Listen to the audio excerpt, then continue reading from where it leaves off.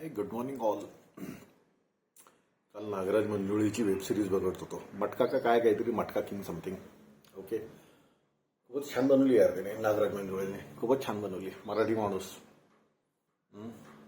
मराठी माणसांनी मटक्यावर वेबसिरीज बनवावं खूप मोठी गोष्ट आहे. मराठी माणसाला चांगल्या गोष्टी करायची परमिशन नाही आहे, आणि ही परमिशन फक्त त्या समाजानेच त्याला दिलेली नाही आहे, त्याच्या परिवाराने, त्याच्या समाजाने, त्याच्या नातेवाईकांनी. नाही नाही नाही, पॅशनेट करायचं नाही.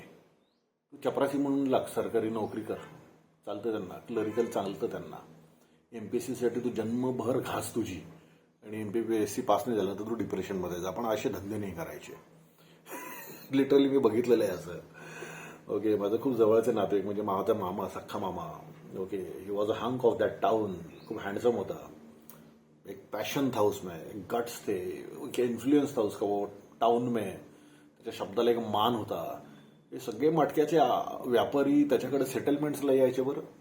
दारूचे व्यापारी, मटक्याचे व्यापारी, राजकारणी, इतकं त्याचं वजन होतं. तो कशा कोणत्या धंद्यात नसताना पण त्याला वजन होतं. त्याला सगळ्या गोष्टींचं नॉलेज होतं. दारूच्या धंद्याचं नॉलेज होतं, मटक्याचं नॉलेज होतं, राजकारण याचं नॉलेज होतं. मग त्यांनी का नाही केला हा व्यवसाय? त्याला करायची इच्छा होती, मला खूप चांगलं माहिती, because he was almost a friend to me. आम्ही बोलायचो तासन तास. मग त्यांनी का नाही केला? मला माहिती का नाही केला. घरच्यांनी अलाव नाही केला, घरच्यांनी परमिशन नाही दिली. परमिशन देणं तर सोडा, पण इतका लेग पुलिंग ज्याला म्हणतो, इतके त्याचे पाय ओढले की त्यांनी ते काही करायचा जरी प्रयत्न केला, त्याचं समोर पाऊल समोर गेलं की त्याला, एक पाऊल समोर गेलं तर 10 पाऊल त्याला मागे यावं लागायचं. इतकी त्याची ती पर्सनॅलिटी क्रम्बल करून टाकली होती, आणि त्याला ते करिअर कधीच नाही करू दिलं. काय आहे, काही काही माणसं, काही काही व्यक्ती त्या पॅशननी जन्माला आलेल्या असतात. त्यांना तेच करायचं असतं, त्याच प्रोफेशनमध्ये जायचं असतं. आणि त्याच्या अवतीभोवतीचे नातेवाईक, समाज किंवा परिवार इतका दलिंदर विचारांचा असतो, इतका फुसका असतो, इतका गांडू असतो की त्याच्या डेअरिंगनी यांची फाटत असते. मी हे जवळून बघितलेलं आहे बाबा. ही वॉज केअरिंग इनफ की चला बाबा मला हे करायचंय, परिवाराला कळू द्यावं, पण नाही तू हे करायचं नाही.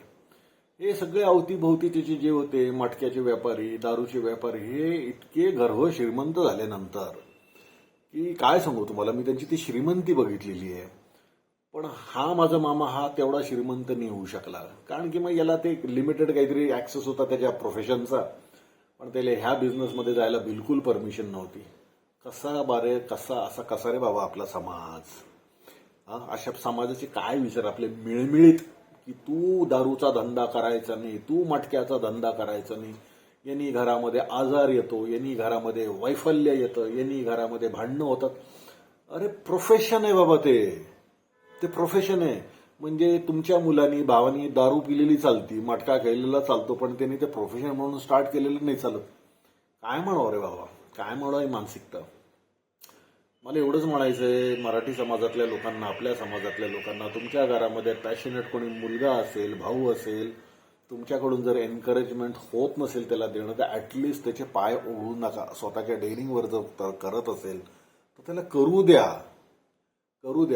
म्हणजे तुम्हाला चालतं नाही. सिंधी, मारवाडी, गुजराती, पंजाबी यांनी यावं, यांनी धंदे करावं, आणि आपण त्यांच्या धंद्यामध्ये पैसा टाकावा, आपण मटका खेळावा, आपण त्यांना त्यांच्या बारमध्ये जाऊन दारू प्यावी, पण आपण नाही करायचं.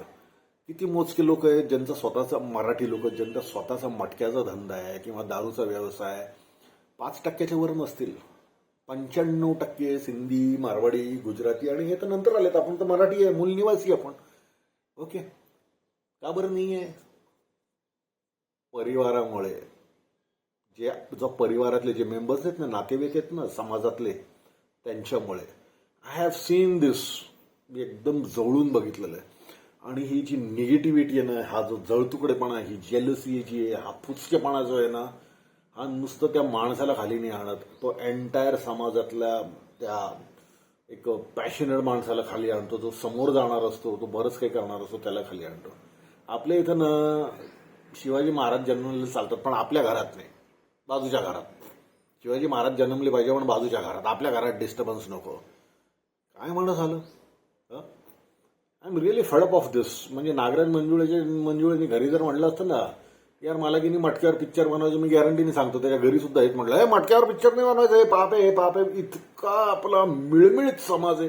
इतका आजारी समाज आहे, इतका फुसका समाज आहे, त्याला काही आपले काय म्हणतात त्याला, आपले टेंटॅकल स्प्रेड नाही करायचे, जगामध्ये जायचं नाही आहे, बस कुठेतरी जाऊन अमेरिकेत एक सेटलमेंट सेटल हो गया, एक छोटीशी नोकरी करायची, पण अमेरिकेतनं ऑस्ट्रेलियात जायचंय, पाकिस्तानात जायचं, अफगाणिस्तानात जायचंय, मिडल ईस्टमध्ये जायचं, असे 10 ठिकाणी जायचं. नाही नाही नाही नाही, मी फक्त अमेरिकेत जाऊन सेटल होईल बाबा, मी फक्त ऑस्ट्रेलियामध्ये जाऊन सेटल होईल बाबा. That is the only thing. Aadmi settle कैसा होने का, कंफर्ट झोन में जाके कैसा बैठने का, बस दॅट्स इट. काय म्हणायचं यार, not happy while making this video. पण काल नागराज मंजुळेचा व्हिडिओ बघितला ना, मला एकदम माझ्या मामाची आठवण झाली. वॉज अ व्हेरी पॅशनेट गाय. तो रतन खत्री कुठून तरी आला पाकिस्तानातून निर्वासित म्हणून, आणि एवढा मोठा मटका किंग झाला.